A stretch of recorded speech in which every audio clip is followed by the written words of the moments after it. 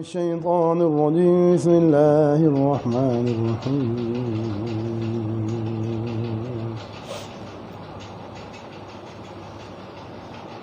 ألف لام ميم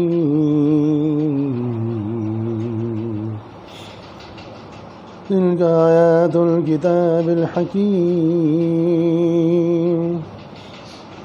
هدى ورحمة للمحسنين صدق الله مولانا العظيم.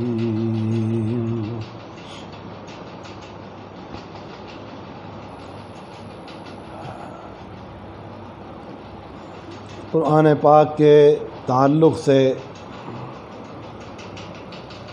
کچھ باتیں عرض کی جا رہی ہیں، کیونکہ آج کل قرآن مقدس کی جانب سے ہماری غفلت بہت بڑھ چکی ہے۔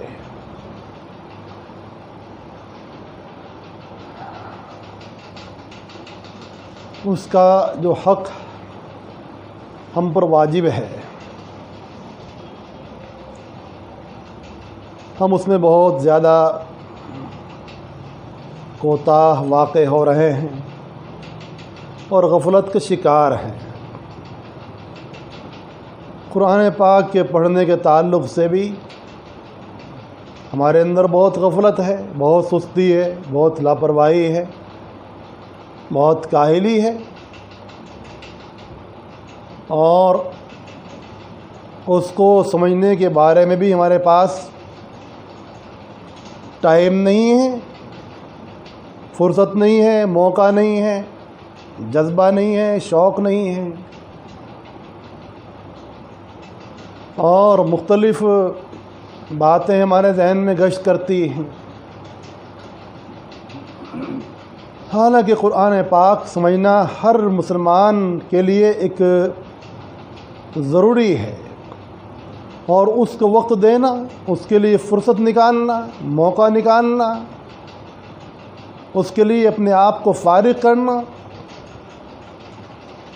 اتنا ضروری ہے جیسے انسان اپنے جینے کے لیے کھانا پینا آرام کرنا ضروری سمجھتا ہے اور اس کو اہمیت دیتا ہے۔ کہیں بھی ہے، کسی بھی حال میں ہے، غم کے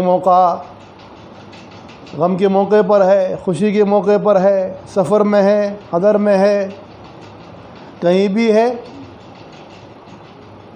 پیٹ کو اس کا حق دینا اپنے اوپر فرض جانتا ہے۔ قرآن پاک کا حق کتنا زیادہ ہے، اللہ اکبر کبیرہ۔ ایک نالائق پیٹ جو معلوم نہیں کہاں ہمیں دھکیل دے گا، اس کی بھی کوئی ضمانت تو نہیں ہے۔ ہم اس کو تو اتنی اہمیت دے رہے ہیں، اس کے لیے صبح سے شام تک غلط بیانیاں کرنا، جھوٹ بولنا، لڑائیاں کرنا، جھگڑے کرنا، ایک ایک انچ پر لڑنا مرنا، چوری کرنا، حلال و حرام کا فرق نہ کرنا، یہ سب کچھ ہمارے معاشرے کا حصہ بن چکا ہے نا۔ آنکھ بند کر کے پیٹ کی خدمت میں ہم لگے ہوئے ہیں کہ بس اس کی خدمت ہو جائے۔ معلوم ہوا کہ ہم اس کے بہترین خادم ہیں اور مخلص خادم ہیں، اور اس کا حق اپنے اوپر فرض جانتے ہیں۔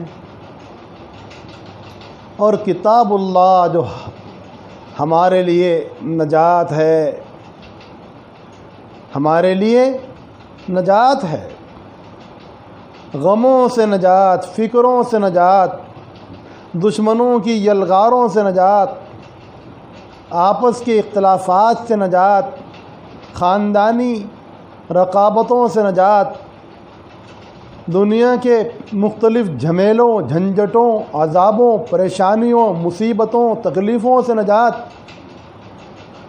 اور آخرت میں اللہ پاک کے عذاب سے بچانے کا سب سے بڑا ذریعہ جو ہمارے لیے بطور خاص ایک تحفے کے اللہ پاک نے بھیجا، عنایت فرمایا،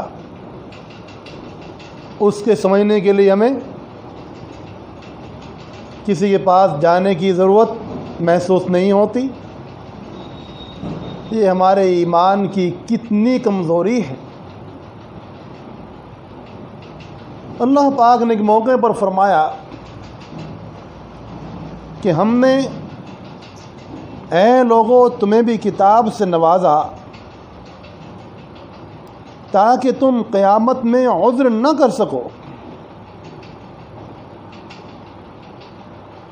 تاکہ تم قیامت میں عذر نہ کر سکو کہ ہمارے پاس تو کوئی کتاب آئی نہیں تھی، جیسا کہ یہود کو کتاب دی گئی، عیسائیوں کو کتاب دی گئی، فلاں قوم کو کتاب دی گئی، ہمارے پاس تو ایسا کوئی ہدایت کا نسخہ آیا نہیں تھا۔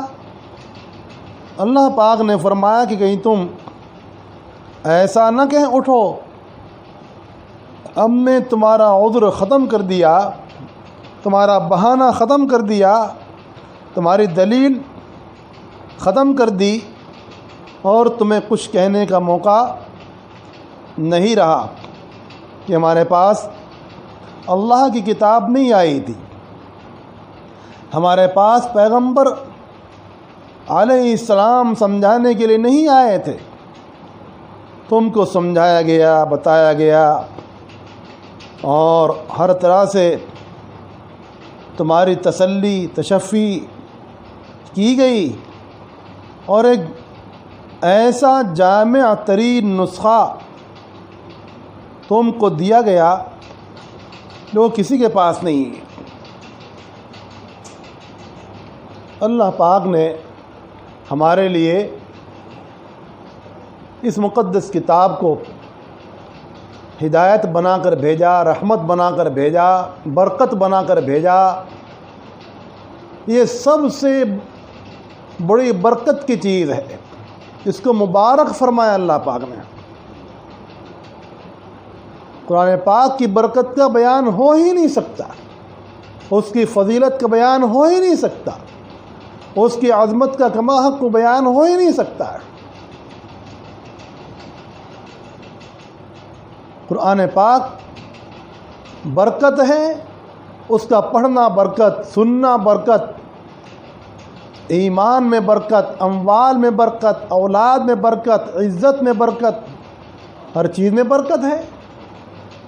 اس کی فضیلت کا ظہور ہر چیز میں ہے، قلب میں ہے، قالب میں ہے، وہ سراپا برکت ہے، فضیلت ہے، نور ہے۔ اللہ کی کتاب سب سے بڑا نور ہے۔ اللہ پاک نے قرآن پاک میں کتنی آیات میں اس مضمون کو بیان فرمایا کہ ہم نے اپنے اس نور کو اتارا، ہم نے پیغمبر علیہ السلام کو بھیجا، ان کے ساتھ ان کے اوپر اپنے نور کو اتارا۔ وہ نور جو اللہ پاک نے اپنے پیغمبر علیہ السلام پر جو خود نور ہے، نور پر نور کو اتارا گیا، اور تاکہ ہم سب منور بن جائیں۔ اس کے ذریعے سے اب ہم معلوم نہیں کون سا نور تلاش کر رہے، کہاں جا کر دھکے کھا رہے،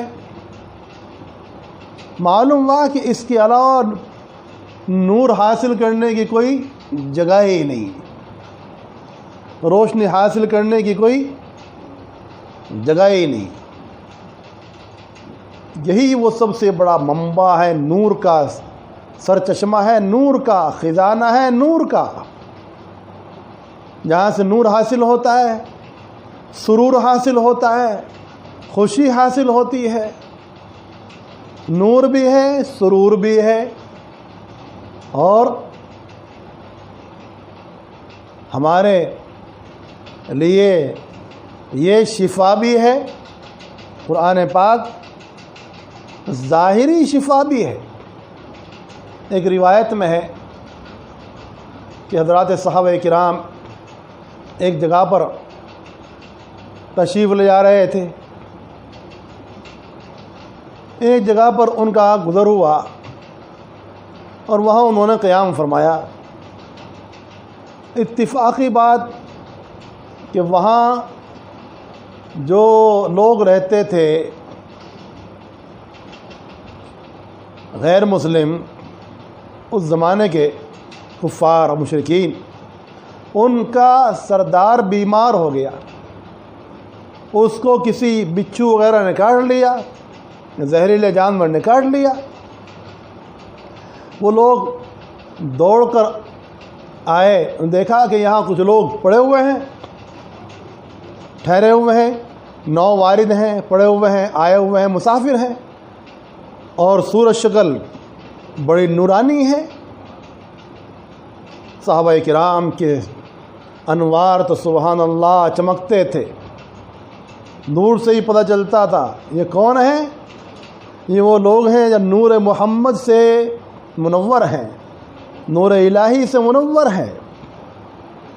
پوچھا کہ تم میں کوئی ہے جھاڑ پھونک کرنے والا؟ تم میں کسی کے پاس کوئی دوا دارو ہے؟ کیا ہوا کہ ہمارے سردار کو کسی زہریلے جانور نے کاٹ لیا۔ ایک صحابی نے فرمایا کہ میں چلوں گا، اور وہ ان کے ساتھ ہو لیے، ساتھ چلے گئے، اور سورہ فاتحہ 7 بار پڑھ کر اس پر دم کی۔ سورہ فاتحہ 7 بار پڑھ کر اس پر دم کیا اور اس کو جھاڑا۔ اللہ کا کرنا ایسا ہوا کہ وہ بالکل ٹھیک ٹھاک ہو گیا اور اس کے کوئی اثرات نہیں رہے۔ معلوم ہوا کہ اغیار کو، مسلمانوں پر، اہل اللہ پر پہلے ہی سے ہی ایک عقیدہ رہا ہے۔ ہم نے دیکھا ہے نا، ہندوستان میں بھی، اپنے علاقوں میں بھی ہم دیکھتے تھے کہ مسجد کے سامنے باہر نہ جانے کتنے غیر مسلم اپنے بچوں کو لے کر کھڑے ہو جاتے تھے، اب بھی ہو جاتے ہیں۔ ایسے ماحول میں جہاں نفرت ہی نفرت کا بول بالا ہو رہا ہے، پھیلایا جا رہا ہے، اور ایک نفرت کا بازار گرم ہے، اس کے باوجود پھر بھی ایک طبقے کو مسلمانوں پر عقیدہ ہے کہ ان کا دین ہی سچا ہے، ان کی جھاڑ میں اثر ہے۔ اور جب ایسے حالات نہیں تھے، ہزاروں سال تک محبت سے اور پیار سے رہتے چلے آئے تھے، اور تو اس وقت ان کے دل دماغ میں ایسی کوئی نفرت کی بات بھی نہیں ہوتی تھی۔ وہ جھڑوانے کے لیے، دم کرانے کے لیے ایمان والوں کے پاس ہر وقت حاضر ہوتے تھے۔ خیر، ان صحابی نے ان کے اوپر سورہ فاتحہ 7 بار پڑھ کر دم فرما دی، اور وہ ٹھیک ٹھاک ہو گئے۔ یہ شرط لگائی کہ اگر تم ٹھیک ہو گئے تو تم کو اس کے عوض میں کچھ دینا ہوگا۔ چنانچہ اس شخص نے بکریوں کا ایک ریوڑ دینے کو طے کر لیا۔ انہوں نے وہ بکریوں کا ایک ریوڑ اس سے لیا، ایک اچھی خاصی تعداد اس سے لی، اور لے کر آ گئے۔ جب سفر سے حضرات صحابہ کرام رسول اللہ صلی اللہ علیہ وسلم کے پاس آئے تو یہ سارا قصہ بیان کیا۔ ہاں، دوران سفر ان بکریوں کا کیا کیا جائے؟ تو مشورہ ہوا، کچھ لوگوں نے تو استعمال کیا، کھایا، ویسے بھی سفر میں کچھ کھانے پینے کو تھا نہیں، مجبوری تھی، اور کچھ حضرات نے یہ بات کہی کہ ہم رسول اللہ صلی اللہ علیہ وآلہ وسلم کی خدمت میں جب پہنچ جائیں گے پوچھ لیں گے تبھی اس کا استعمال کریں گے۔ حضور پاک علیہ الصلوۃ والسلام سے پوچھا گیا، آپ سے یہ سب بات بتائی گئی، تو آپ علیہ السلام نے ارشاد فرمایا کہ وہ حلال ہے، تم اس کو کھا سکتے ہو، استعمال کر سکتے ہو، اور میرا بھی اس میں کچھ حصہ لگاؤ، وَاضْرِبُوا لِي مَعَكُمْ بِسَهْمٍ، اس کے اندر میرا بھی کچھ حصہ لگاؤ۔ یہ حضور پاک علیہ الصلوۃ والسلام نے اس لیے فرمایا تاکہ اس کے بارے میں صحابہ کرام کے قلوب میں کوئی خیال اور خدشہ باقی نہ رہے، اور وہ ان کے لیے صاف ہو جائے اور ان کو وہ بلا دریغ اس کو استعمال میں لا سکے۔ تو معلوم ہوا کہ قرآن پاک شفا ہے، ظاہری بیماریوں کی بھی شفا ہے۔ چنانچہ ہمارے بہت سارے عامل، بہت سارے علاج، بہت ساری بیماریوں کے علاج قرآن پاک کے ذریعے کرتے ہیں۔ حضرت اقدس تھانوی نور اللہ مرقدہ نے بھی ایک کتاب لکھی اعمال قرآنی کے نام سے، اور اس میں بتایا کہ فلاں مرض میں فلایت، فلاں مرض میں فلایت استعمال کرو، اور یہ مجرب ہے۔ قرآن پاک کی یہ خصوصیت ہے کہ جیسا مرض ہو اور اس مرض میں ویسی مقدس آیات کو استعمال کیا جائے تو قرآن پاک اس کا بہترین علاج بھی بن جاتا ہے۔ معلوم ہوا کہ قرآن پاک شفا ہے، امراض کی شفا ہے۔ اللہ پاک نے کیا فرمایا کہ ہم نے قرآن پاک کو جو اتارا ہے وہ شفا کے لیے اتارا ہے، اس میں ما فی الصدور ما فی القلوب کی بھی شفا ہے، اور ظاہری شفا کا حال تو بھی آپ کو معلوم ہو ہی گیا، شفاء لما فی الصدور، کہ انسان کے دلوں کے اندر جو امراض چھپے ہوئے ہیں، جو غلط خیالات، افکار، نظریات، عقائد، معاملات چھپے ہوئے ہیں، غلط اخلاق، غلط صفات، غلط عادات، برے جذبات چھپے ہوئے ہیں، قرآن پاک ان سب کا علاج بھی کرتا ہے، ان سب کو دور بھی کرتا ہے۔ تو قرآن پاک ظاہری شفا بھی ہے اور باطنی شفا بھی ہے، قلب کی شفا بھی ہے، روح کی شفا بھی ہے۔ اسی لیے رسول پاک علیہ السلام نے ایک موقع پر فرمایا کہ دو شفا کی چیزوں کو لازم پکڑو۔ وہ کیا؟ ایک تو شہد، کہ اللہ پاک نے شہد کے تعلق سے بھی فرمایا کہ شہد شفا ہے، شفاء للناس، شہد کے بارے میں صراحت کی کہ وہ شفاء للناس ہے، لوگوں کے لیے شفا ہے۔ ایک بار حضور پاک علیہ السلام کی خدمت میں ایک صاحب آئے تھے، تکلیف کی شکایت کر رہے تھے، پیٹ کی کچھ تکلیف کی شکایت کر رہے تھے۔ حضور پاک علیہ السلام نے فرمایا کہ اس کو شہد پلاؤ، شہد پلایا، مرض بڑھ گیا۔ وہ حاضر ہوا، یا رسول اللہ مرض تو بڑھ گیا ہے۔ آپ نے فرمایا پھر پلاؤ شہد، مرض پھر اور بڑھ گیا۔ پھر تیسری بار آیا، پھر آپ نے ہی فرمایا شہد پلاؤ۔ بار بار فرمانے پر جب وہ شہد پلاتے ہی رہے، پلاتے ہی رہے، پلاتے ہی رہے، بالکل ٹھیک ٹھاک ہو کر بیٹھ گئے، کوئی بیماری رہی ہی نہیں۔ فرمایا کہ اللہ پاک سچے ہیں، اور تیرے بھائی کا پیٹ جھوٹا ہے، تیرے بھائی کا پیٹ جھوٹا ہے اور اللہ پاک سچے ہیں۔ کہ اللہ پاک نے شہد کو شفا فرمایا، فی شفاء للناس، تو ایک تو شفا کی چیز شہد ہے اور ایک شفا کی چیز قرآن ہے، قرآن بھی شفا ہے، شہد بھی شفا ہے۔ تو رسول پاک علیہ السلام نے فرمایا کہ دو شفا کی چیزوں کو استعمال کرو۔ اور شہد تو ایک معجون ہے، معجونوں کا ایک معجون ہے، اور شربتوں کا ایک شربت ہے، مقویات کے ایک مقوی ہے، اور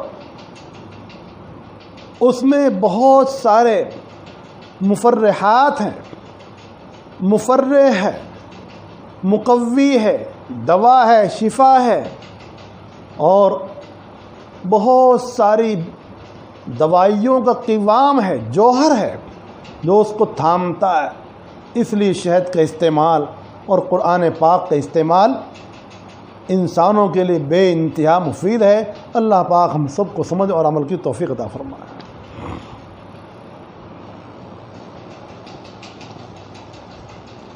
من الشیطان الرجیم، بسم اللہ الرحمن الرحیم۔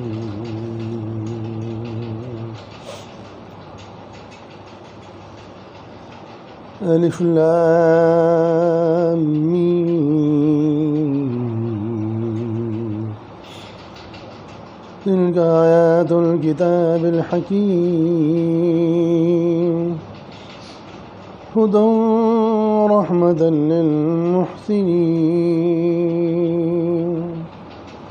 صدق اللہ مولانا۔